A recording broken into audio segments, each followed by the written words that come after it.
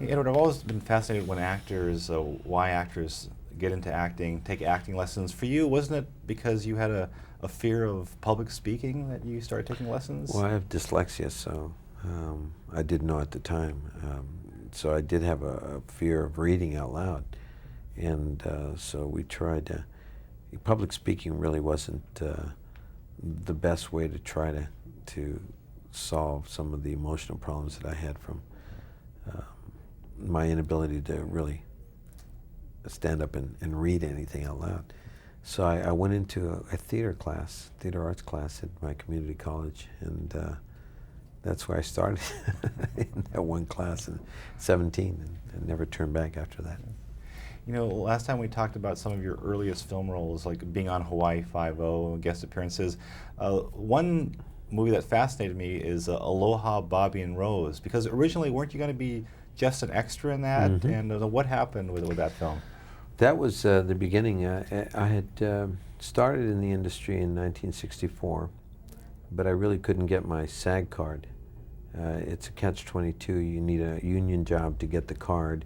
You need to have a card before you can get a union job. So the question was always, how do you get it? Um, and I didn't know anybody in the industry. So I was given the opportunity to play an extra in a movie.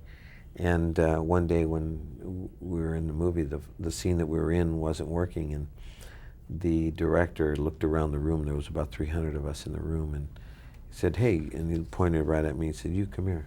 And I said, "Me?" He said, "Yeah, come here. Can you say this?" And of course, I'd been doing theater for, this was in 1972, so I'd been doing theater for 8 years. So I said, "Oh yeah, I think I might be able to do that."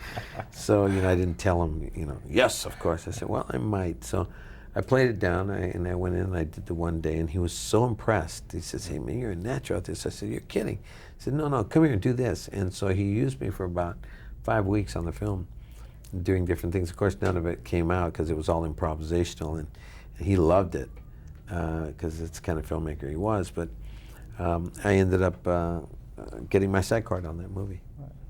Well, turning to Selena, the whole thing about playing a real life character, when that character is part of the movie, was there a point where you two reached an understanding, or were you a little concerned at first that, the project was just too close to him? It was entirely too close and very difficult. It was the hardest movie I ever made. Emotionally, it was completely impossible to get through the day without completely emotionally breaking down.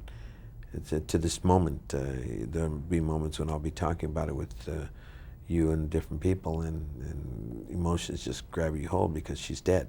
She was killed, and she was a great friend and a great person, and she lives a great life, and we filmed the joy of it. If you have any children, take them to see this one. If you have grandparents, take them to see this one. If you have a family, take the entire family to see this one.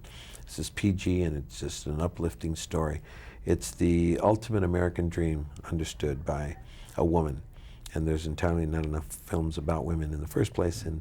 And the triumph of this film is that she does get everything she tried to do. I was reading an article about you, and they refer to you as the Latino Laurence Olivier.